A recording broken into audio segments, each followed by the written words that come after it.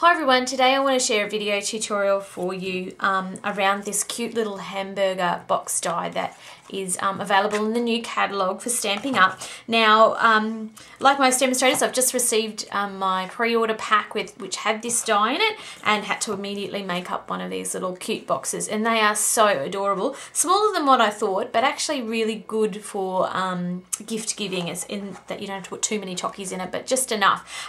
So this one is made exactly as per the die, cutting out using a piece of paper that's about 9.5 inches by about 5.5 inches square, running it through the die and assembling it. Now I do have some tips for assembly, but I'll show you that in a minute.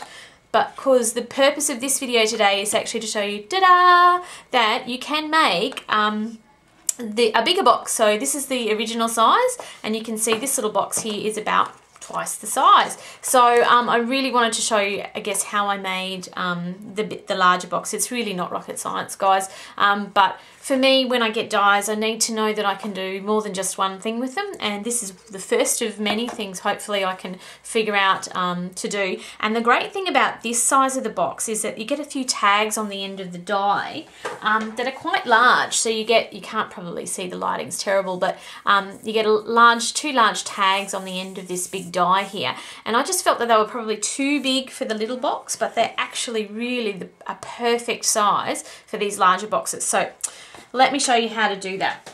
So like I mentioned, this is you get a long die like this. Now when you cut out an ordinary hamburger die, you can put cardstock on and you can just place on top one of your, and of course you've got underneath an acrylic pad, but place in a normal acrylic pad on the top to cut it out, and you don't have too many problems with it. For this extended box, you really do need to have a crease pad. You cannot really cut it out with acrylic pad on the top, because if you do, some of the score lines turn into cut lines because you've got that extra thickness of cardstock, which I'll show you about in a minute. So if you do have one, now look, you can see mine is only the short one made for my little tiny dies, but it actually almost just fits, and if you place it on, you'll just have a little tiny bit at the end that doesn't cut out, but you can run it back through and do that second little half. It's not a problem. But if you have the long one, that's even better. So what you need is actually a piece of cardstock that measures 9.5 inches long, so the standard length that you would normally use to cut out the hamburger die. And instead of only 5.5 inches wide, you want it around 8 inches wide. Now, for us Aussie girls, our standard cardstock's about 8.25, so I just leave it 8.25 and cut it to 9.5 inches.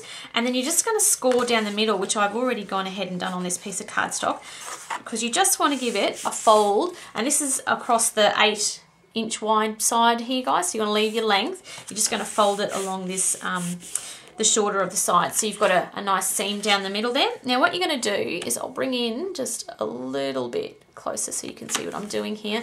The lighting, I apologize guys, is terrible, and my camera is going to go crazy because it's a very dreary day here, but very excited to show you this. Along the side of the die here, you'll see this is where you've got the little sort of bottom panel and top panel of your boxes here, and they're just little score lines actually in the box lid. So it's what creates this little sort of side piece here. So this is where we want to extend it from.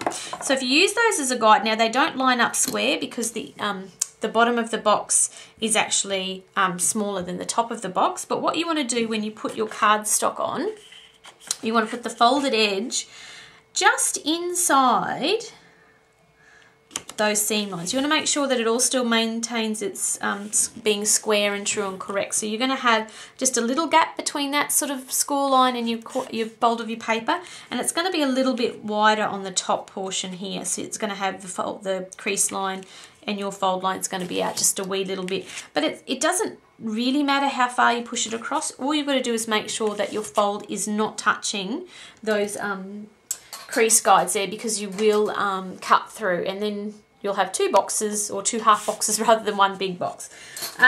So all you're going to do then, and like I said, I just place my little crease pad on the top. Now I'm going to run this through the Big Shot with an acrylic pad underneath and just the crease pad on the top, nothing else. And I'll cut this and then I'll show you how to put it together. Okay guys, so I've run it through the Big Shot, and you can see that now I've got the mark of the hamburger die onto that cardstock. So I'll take it out, And if I open it up, there's my extended box. Now it does have a seam down the middle, and look, you may not like that, and that's okay, but I figure once it's all done and it's all pretty, you don't really notice it at all. So this is the die once it's cut. Now you will notice with the crease pad it won't cut everything through, but it does mark it really quite well. So all I do is get scissors and trim off, and you're better off that it marks it rather than once it cuts it through. And I have got one here that I've done earlier, and you'll see that where it's pressed too hard, you do get cuts as opposed to scores, and it will cut through on all those fold lines if you do use a heavy acrylic plate. So don't do that. You're better off getting just the marks and cutting out with scissors. So I'll quickly do that for you.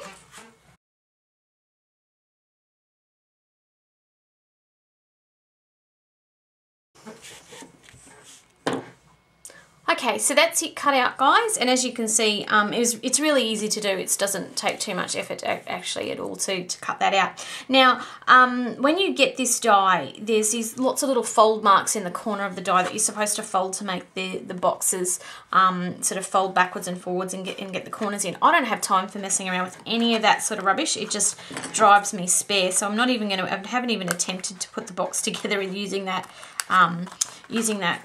system. How I do it, and it works so much easier, is I just go along and I just put cuts on the top. This is the top panel here. The top panel is the panel that's, oh, this is the bottom, sorry. The bottom panel is the panel with these little sort of luggy things here. I just put an extra cut there and an extra cut there on the bottom panel. And on the top panel is the panel with the little slits in this end. I come in from here and I cut on that first score line there. Cut down here, cut here, and one more in here. And now it does, cutting it like that, now whether it's the large one or the small one, I put the cuts in the same every single time, guys. It just makes it so much easier to fold along the crease lines and put this thing together. If you've got great patience with all this extra foldy business, go ahead and do it, but trust me, this will relieve so much frustration.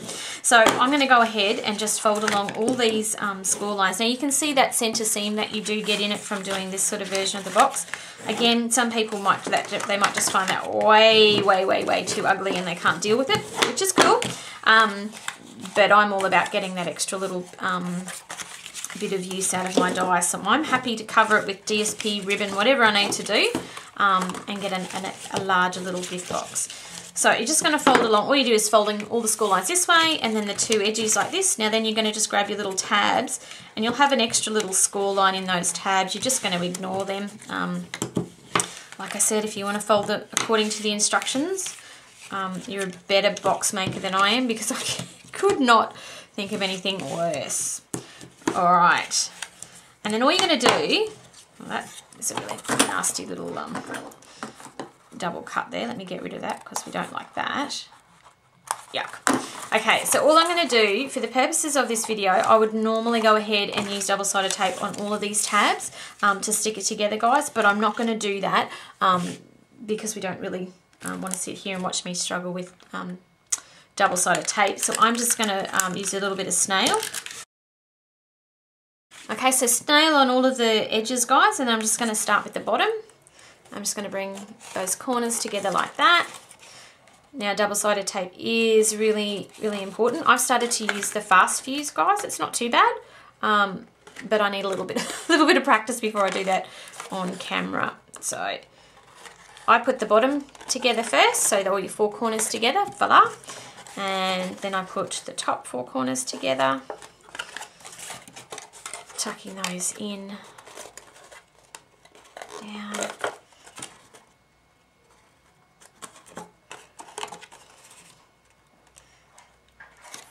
Voila. Okay, so that's your bigger box, guys. Now it's got this yucky seam down the middle. I don't think it's anything to worry about because you've got beautiful DSP to cover it up. Now this is from the new Lullaby DSP, and I'm going to actually use the fast fuse on this piece because I find it really cool. Now you can cut it about an inch, you know, 3/4 of an inch wide, however wide you'd like to finish off your, as you can see, I'm not great at this fuse yet, getting there. 1 inch to 3/4 inch wide, whatever you want to put a decorative strip down the middle. I've just used the actual pattern width of the Lullaby paper, because I thought that was a really sort of nice width. It's about 3/4 inches, I think. And then I'm just going to use the fast fuse and tack this down the center. Really need to practice with the fast fuse, guys. I probably shouldn't have done it on my first video out with it. Okay. And then you're just going to wrap it to the inside like that.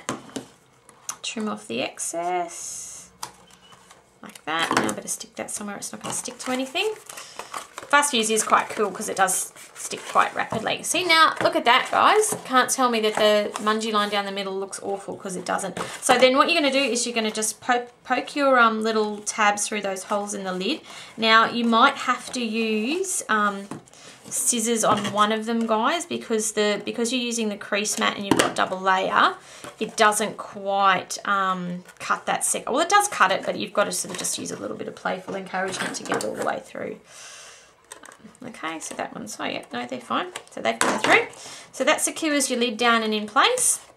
You could leave it like that, add a label. Now, as I was mentioning, guys, these are the bigger labels that come in that die. This is the heart one, and all I've done is cut it out with a, I've used the coordinates cardstock because I'm trying to use up a bit. So I've got baked brown sugar here and crisp cantaloupe. Cut that one out, and then all I've done is stamped Love You Always from the Something to Say stamp set. And I'm just going to pop that one behind there.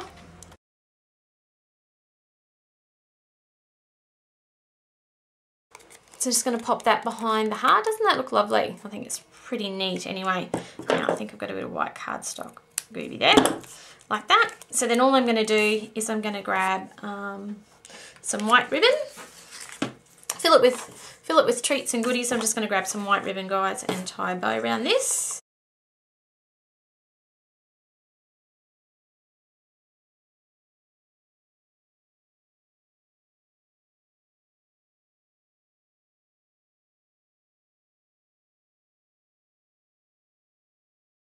Length the twine here, guys. Just going to pass it from the back to the front.